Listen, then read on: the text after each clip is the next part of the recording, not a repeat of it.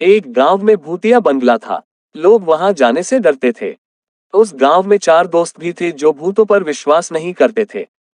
चारों दोस्तों का नाम था राम, श्याम, मोहन और राजू।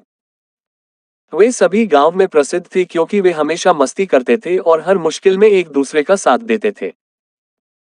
एक दिन उन चारों ने फैसला किया कि वे उस भूतिया बंगले में जाएंगे और देखेंगे कि क्या सच में भूत होते हैं या नहीं।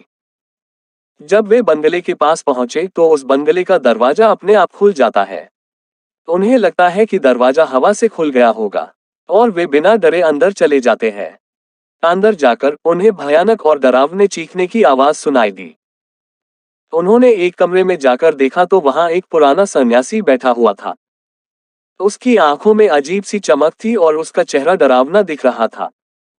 चारों दोस्त भयभीत हो गए और उन्हें लगा कि यह वास्तव में एक भूत है। उन्होंने तुरंत वहां से बाहर निकलने की कोशिश की, लेकिन दरवाजा बंद था। वह सन्यासी अचानक उनके सामने आ जाता है और अपना आकार बहुत बड़ा कर लेता है। वे चारों दोस्त सन्यासी को देखकर वहीं पर बेहोश हो जाते हैं। कुछ समय बाद उनकी आंख खुली और उन्होंने देखा कि सन्यासी उनके सामने खड़ा है। सन्यासी ने उनसे धीरे धीरे कहा, मुझे माफ कर दो, मेरा इरादा तुम्हें डराना नहीं था। मैं तुम्हें सच्चाई दिखाने आया हूं। उन्होंने अपना आकार वापस छोटा किया और चारों दोस्तों को आश्चर्य में डाल दिया। सन्यासी ने फिर कहा, मैं इस भूतिया बंगले का रहस्य सुझाने के लिए आया हूं। यहाँ के लोगों को भूतों का डर दिखाने के लिए यहाँ झूठ फैलाया जाता है।